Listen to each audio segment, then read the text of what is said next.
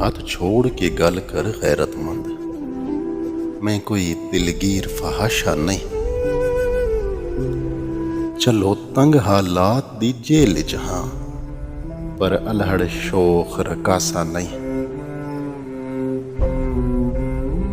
بکھ ویکھ کے روندے بالاں نوں، پہلے بک بک اتھرو روندی ہاں۔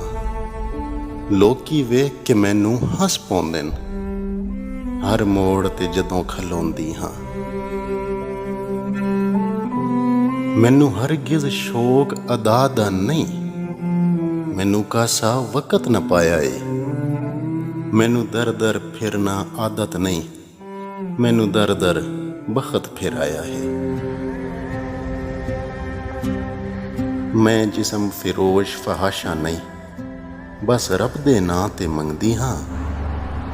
نہ کسی دی سیج تے سوندی ہاں، نہ گھنگرو بند کے نچدی ہاں۔ تو شہر دا حاکم کچھ نہ دے، پر ایڈا غلط خیال نہ کر۔ میرے شرم حیا دی چادر نوں انج پیراں ہیٹھ پامال نہ کر۔ رکھ سانبھ کے قاسم دولت نوں، دو ٹکیاں نال اوقات نہ منگ۔ میں سائل ہاں کوئی کنجری نہیں، خیرات دے بدلے رات نہ منگ۔